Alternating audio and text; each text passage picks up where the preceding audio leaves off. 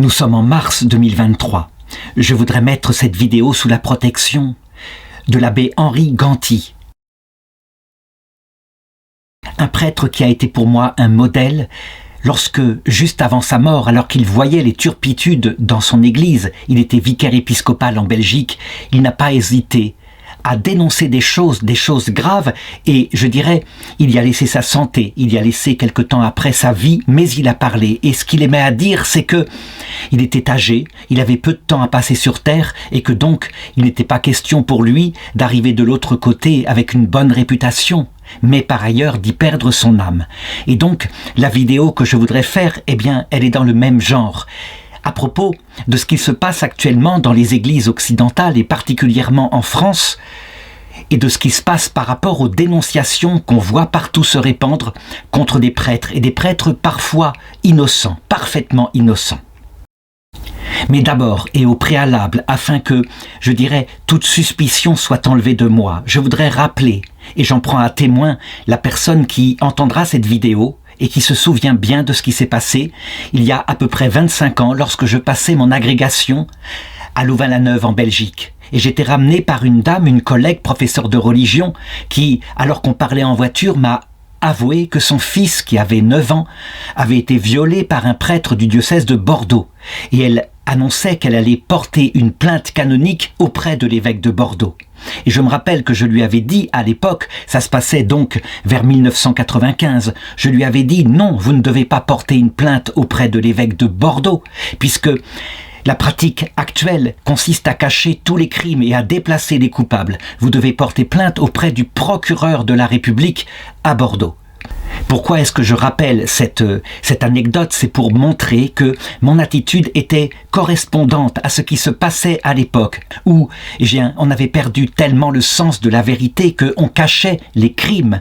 On ne distinguait plus le péché et le crime, et donc des actes ici qui étaient manifestement de la pédophilie, cet enfant avait 9 ans, eh bien, on déplaçait les prêtres. Et puis est arrivée en Belgique l'affaire Dutroux qui a secoué le monde entier. Et ce qui a suivi ensuite, la dénonciation juste et précise de tout ce silence qu'il y avait depuis la révolution sexuelle dans les années 68, ce silence concernant les abus sexuels. Cependant, je vais surprendre puisque je vais faire une vidéo qui va exactement dans le sens inverse de ce que je disais il y a donc plus de 25 ans. À savoir que, eh bien, par un phénomène très étrange mais qui est tout à fait commun, qui est lié à la psychologie humaine, on a vu l'épiscopat, en particulier en France mais aussi en Belgique, en Allemagne, passer d'un extrême à l'autre et comme le disaient les Grecs, de Charybde, c'est-à-dire un récif où on se noyait, en Scylla, un récif inverse où on se noyait tout autant. Durant plusieurs années, je me suis tu, mais il y a eu des hommes courageux qui ont parlé avant moi. Et je voudrais que chacun se reporte par exemple sur cette vidéo, la vidéo 47 du curé enragé, qu'on trouvera sur YouTube, où il parlait déjà, il y a 3 ans, des affaires dans l'église, où il mettait en garde, il disait « Mais qu'est-ce que c'est que cette histoire ? Les évêques demandent que l'on dénonce, sans vérification, comme cela, tous les abus sexuels qui auraient été faits, et parfois par des prêtres il y a 40, 50 ans, qui sont morts depuis longtemps, qui ne peuvent pas se défendre, et parce qu'il n'y a pas assez de dénonciation, voilà qu'on promet de l'argent à ceux qui voudront bien dénoncer.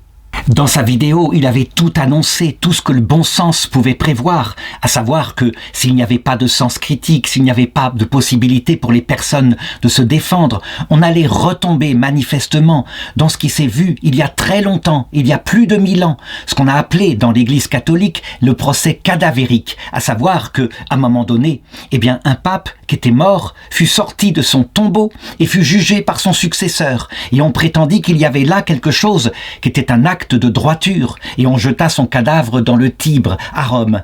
Eh bien, manifestement, 25 ans plus tard, l'Église, elle se frappait la poitrine devant une telle indignité dont on parle encore.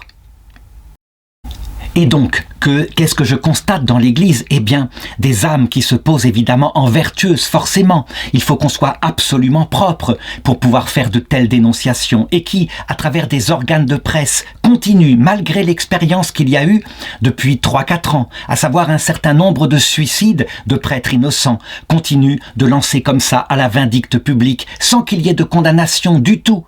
Et on pourrait, à la rigueur, le comprendre dans ce qui est le domaine civil, mais dans le cadre de l'Église catholique. Quelle honte! Et donc, je voudrais dénoncer, par exemple, pour que chacun se souvienne de la mémoire. La mémoire, par exemple, du père Philippe d'Ocqueviller, un dominicain de Lyon, qui a été accusé faussement à l'occasion du soutien qu'il apportait à une épouse en instance de divorce avec son mari. Et, je dirais, le journal La Croix, qui après s'est frappé la poitrine en se repentant, évidemment, a relayé l'affaire. Il a été suspendu de toutes ces apostolats. Et, je dirais, publiquement, sans aucun sens critique, l'affaire a été relayée par ce journal. Quand le prêtre s'est suicidé, lorsqu'on a appris que, en fait, le dénonciateur s'était rétracté, qu'il n'y avait rien, qu'il était parfaitement innocent, alors on a fait un acte de repentance. Est-ce à dire que ce journal s'arrête? Bien sûr que non. Il lance sans arrêt des campagnes comme cela. De la même façon, il continue pour dénoncer des prêtres, dont certains ont été déjà depuis longtemps jugés avec des admonitions par le Vatican, parce que leurs actes étaient assez imprudents. Ils pouvaient être tombés une fois, ils pouvaient s'être repris. Mais peu importe, au risque de tuer ces prêtres en tuant leur réputation. Je voudrais citer un ou deux autres exemples afin que chacun se souvienne que ce n'est pas de cette façon-là, en livrant des innocents à la mort, qu'on rendra justice aux innocents qui ont été victimes de quelques prêtres et de prêtres abuseurs criminels qu'il fallait dénoncer. Je pense par exemple au père Pierre-Yves Fumery. Le père Pierre-Yves Fumery était un prêtre extraordinaire du diocèse d'Orléans.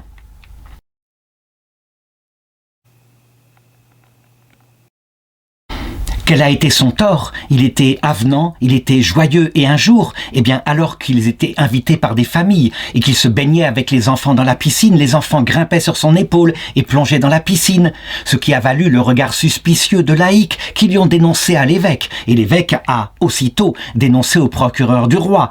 Ah, on ne sait jamais, il y a sans doute là quelque chose de pédophile, n'est-ce pas, à jouer dans une piscine publiquement avec des enfants. Une enquête a été initiée, et le major de gendarmerie a dit « mais il n'y a rien, je constate rien, j'ai interrogé toutes les potentielles victimes, il n'y a rien ». Qu'a fait monseigneur Blacard alors qu'il le savait qu'il n'y avait rien?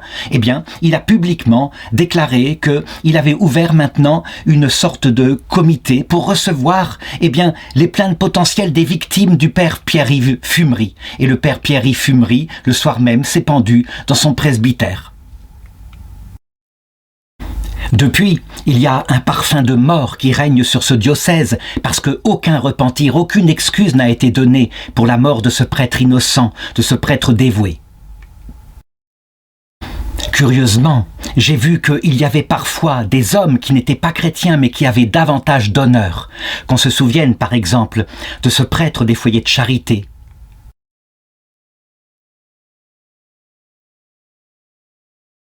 Il fut dénoncé par un couple pour une sombre histoire de salle, en tout cas de revenus, quelque chose comme ça. Parce que de cette façon-là, ils avaient la possibilité de l'évacuer par rapport à ses responsabilités.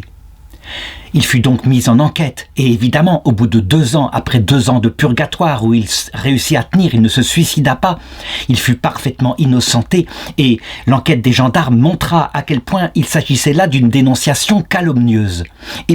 Pour la première fois, il y eut l'acte courageux du procureur de la République qui s'empara de l'affaire et porta une plainte pénale au nom de l'État contre les dénonciateurs. Quelqu'un m'a déconseillé de faire cette vidéo en disant « mais il faut écouter les paroles des victimes, elles ont été si peu écoutées, et ce que tu diras là blessera les victimes. » Mais je répondrai pas du tout. Si on établit la mort de prêtres innocents ou même l'accusation publique de prêtres qui ont pu tomber par fragilité une fois dans le cadre d'un péché, comme je vais en parler tout à l'heure, et non pas d'un crime, si on fait cela, on guérira d'une façon quelconque les victimes en faisant d'autres victimes.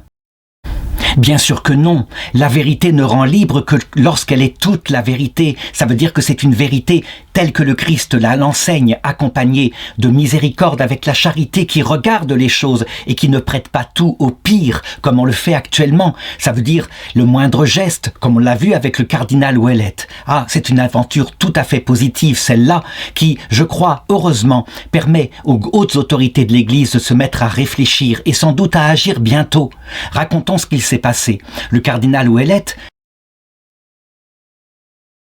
cardinal de Montréal était un homme, je dirais, très tactile, mais uniquement publiquement, fort heureusement. Et un jour, alors qu'il arrivait dans une réunion, eh bien, il prenait des gens dans ses bras. Et puis, il y avait une jeune fille qui était catéchiste, qui venait d'être embauchée par l'archevêché. Eh bien, il l'a pris derrière, comme ça, dans ses bras, et puis il passa à quelqu'un d'autre. Et elle, sans doute, eh bien, gênée par ce geste, étant très timide, voilà qu'elle porte à plainte aussi au Vatican contre le cardinal Ouellet pour abus sexuels, pour gestes posés contre la chasteté.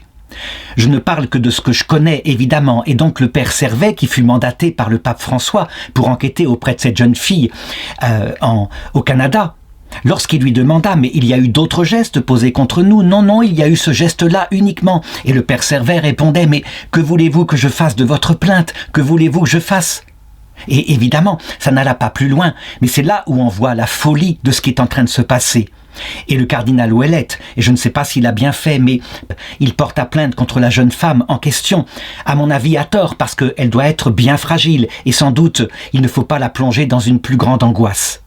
Peu importe, il faut bien à un moment donné qu'il y ait un retour au bon sens.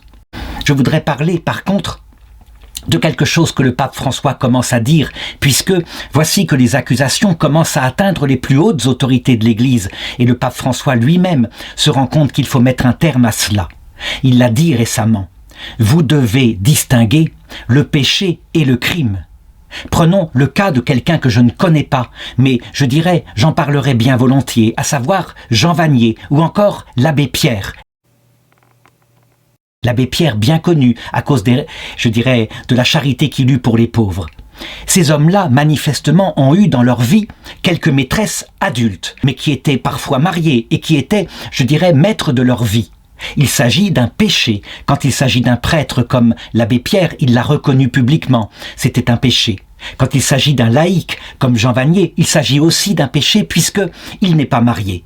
Cependant, livrer ainsi toute leur mémoire et leurs œuvres à la vindicte populaire, alors que ce qui relève du péché, puisque jamais quoi que ce soit n'a été fait contre un enfant innocent, contre un adolescent, ce qui relève du péché relève évidemment de la conscience de ces hommes devant leur jugement individuel, devant Dieu. Jeter ainsi toutes leurs œuvres en pâture, eh bien, il y a quelque chose ici qui est abominable, quelque chose qui manque de mesure. Là encore, certains diront, mais non, ils étaient coupables, ils suscitaient l'admiration de ces femmes. Mais comme le dit très justement Elisabeth Lévy, quand on tombe amoureux, il y a forcément de part et d'autre une sorte de dépendance, d'admiration. Donc, comment peut-on juger ce qui est de l'ordre du péché? L'acte sexuel est réservé pour le mariage, il n'y a rien d'autre à dire. Et en tout cas, le péché appartient au sacrement de pénitence.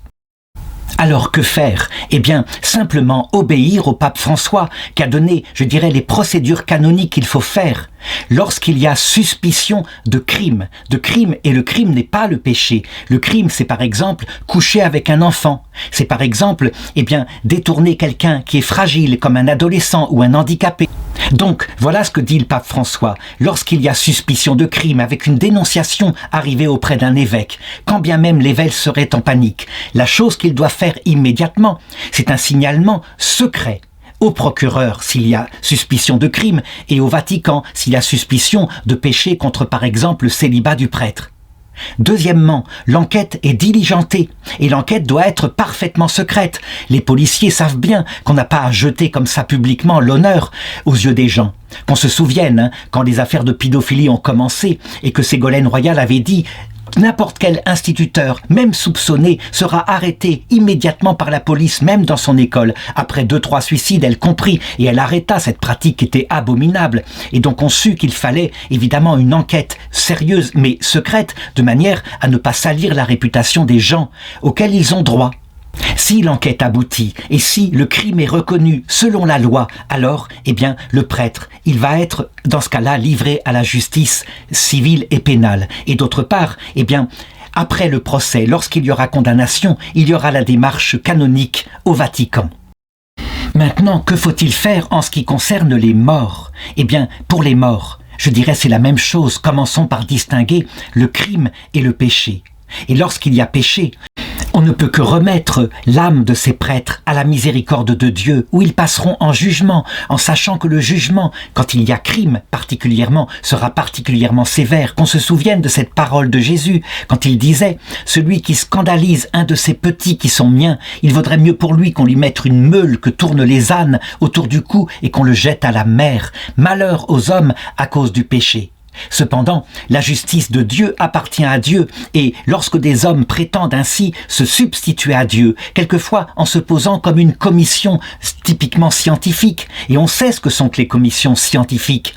Moi je le sais, ne serait-ce que parce que j'ai un frère qui est passé dans les mains des psychiatres, et je vois très bien ce que c'est que cette science qu'on appelle la psychiatrie, qui est une science molle, à savoir que, si la personne, elle est gentille, comme ça, et qu'on l'a dans les dents, on pourra dire elle est gentille, donc elle falsifie. Et si elle est dure et qu'elle se met en colère, on pourra dire, ah donc, la personne est dangereuse puisqu'elle est en colère. Et donc ces commissions qui sont là, et qui, je dirais, s'étalant avec un véritable sérieux et presque une démarche scientifique, ces âmes ne sont plus là pour se défendre.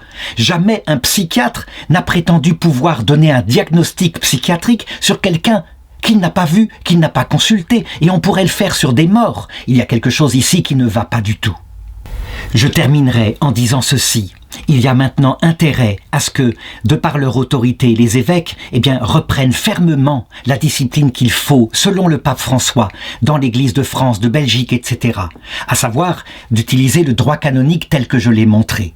Si jamais ils ne le font pas, à l'image de ce que fit en 1942, le cardinal Saliège, lorsqu'il dénonça la passivité de l'épiscopat français.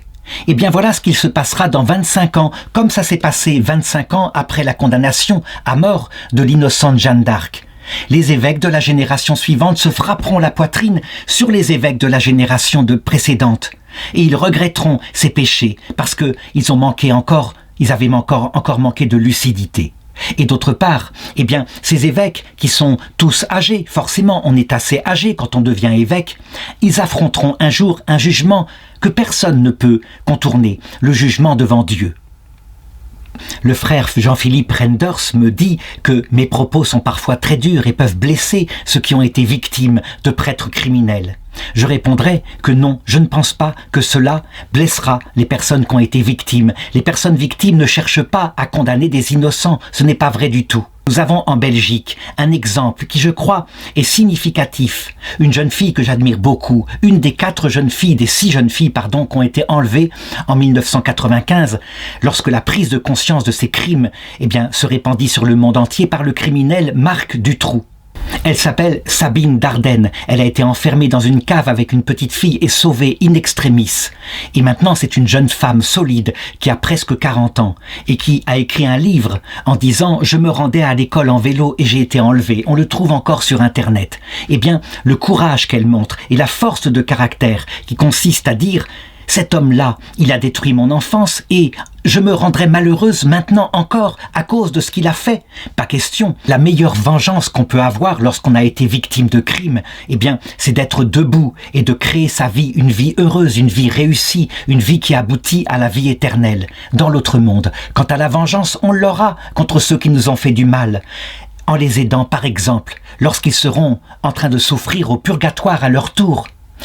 En les aidant à sortir de ce purgatoire. Voilà la vraie guérison que propose le Christ.